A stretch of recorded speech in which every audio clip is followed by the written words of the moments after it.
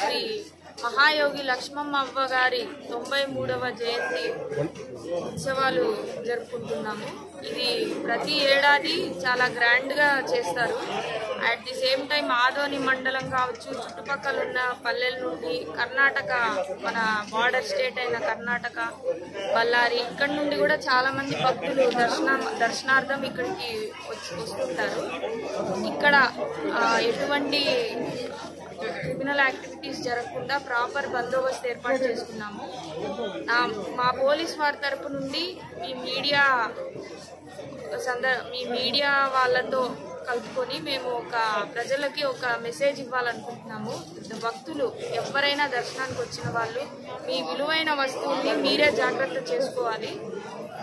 వస్తున్నాం కదా అని పర్సులో బంగారు పెట్టుకోవడము లేదా పర్సులో ఎంతంటే అంత క్యాష్ పెట్టుకుంటే మాత్రం ఈ క్రౌడ్లో దొంగలు కూడా ఉంటారు, మనలాగే భక్తులలాగే కలిసిపోయి ఉంటారు. కాబట్టి వాళ్ళు దొంగతనాలు చేసే ఛాన్సెస్ ఎక్కువ ఉంటాయి. మీ నగలు కావచ్చు, గుడికి దేవుడికి భక్తితో రావాలి. అలా అని చెప్పి మనం ఎక్కువ నగలు వేసుకొచ్చినా కూడా ఏదైనా కూడా రేపు క్రిమినల్గా ఏదైనా థెఫ్ట్ జరిగే ఛాన్సెస్ ఎక్కువ ఉంటాయి. మీరు తగ్గించకండి. మేము మొత్తం 320 మెంబర్స్ని పోలీస్ని గ్యాదర్ చేసామండి బందోబస్తు కోసము.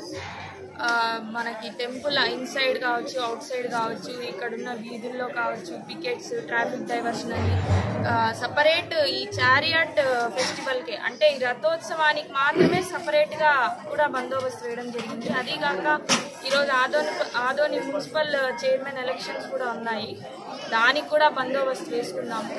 సో ఇది గ్రాండ్ సక్సెస్ఫుల్గా జరగాలంటే అందరి సహకారం మాకు కావాలి. పోలీస్ వారికి, మీ మీడియా